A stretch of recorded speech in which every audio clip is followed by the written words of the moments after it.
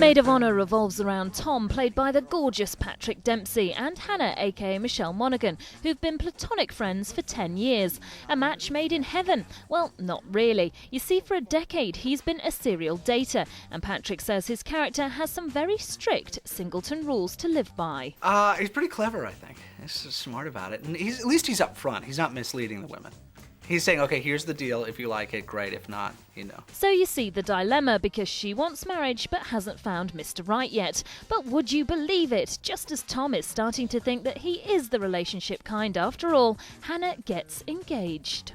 All of a sudden, out of nowhere, Colin comes riding up on horseback. Oh. Can you believe it? A horse. And asks me if I need any help. Wow. Then we just spent the next month traveling around the country, getting to know each other, visiting museums. It was perfect. So when it was time for Hannah to leave, I don't know, I couldn't let her go. So I got down on one knee. And he proposed, and I accepted. Wow, that's huge. And when she asks Tom to be her maid of honour, he reluctantly agrees, just so he can attempt to stop the wedding and woo her for himself. Unfortunately, as our reporter Sarah Mills discovered, nothing's plain sailing in the movies, especially when the script requires you to be in Scotland and dress accordingly. Although it seems Patrick enjoyed his visit to the Highlands nonetheless. They're great. The culture's amazing, you know, and the faces, everybody up there was great to see and talk to, and how warm everyone was. I must thank you for that shot, kind of up your kilt. Yeah, right, yeah. You could thank the director for that point of view. When you saw that tiny little kilt that they wanted you to wear, what was your reaction? Well, at first it was too short, so we had to keep lengthening it and try to find the right balance in it. It was funny. It was, you know, it's good for the movie. So if you like your comedies to be cute, your weddings to be wild, and your Lothario to become lovely, make sure you take a trip down the aisle with Maid of Honour. There's been speculation that I'm parading around as a superhero. Superman and Spider-Man better watch out, cause there's a new superhero on the block. Make way for Iron Man. He's the latest comic book character to make the transition from magazine to film. Robert Downey Jr. is the unlikely lead.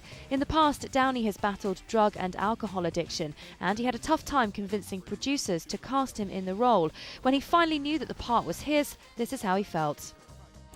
It was kind of a bit of a relief, because it was pathetic how hard I'd fought to get the part and how much I really wanted it, you know?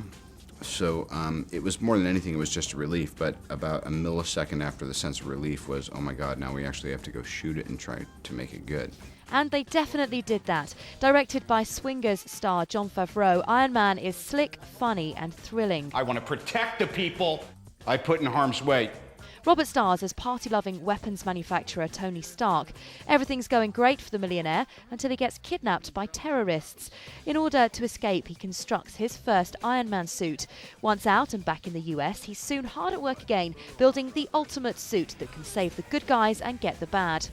Downey is not the only famous face in the film. Gwyneth Paltrow plays Pepper Potts, Stark's loyal assistant. The pair become close during the film, and behind the scenes they became good friends too. I felt very honored to work with him, because he is he's so talented and he's so alive, and he really forces you to be better, and he, you know, makes everything spontaneous and fresh, and he's just utterly brilliant. As is the whole film. Today it appears that the comic book movie is the genre of our time, and Iron Man is a fine example. Imagine if you had a whole island to yourself.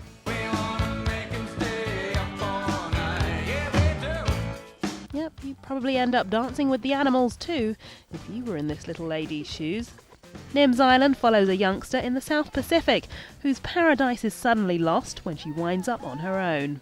Her dad goes off he's a marine biologist, he goes off to do some research, and he doesn't come back, and she starts corresponding with her favorite adventure hero, Alex Rover, a writer, but she doesn't know that Alex Rover is actually Alexander Rover, who's this crazy agoraphobic writer that lives in her apartment in San Francisco and won't come out.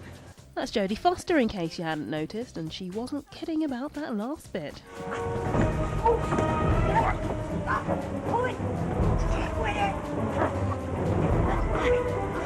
What are you afraid of?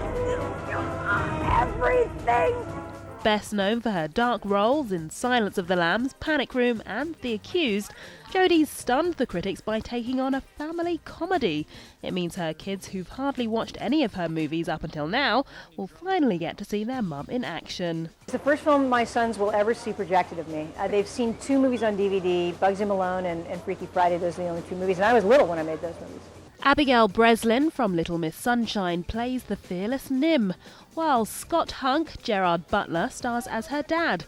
She made friends with the cast of lizards, pelicans and sea lions while making it, and even got to do this.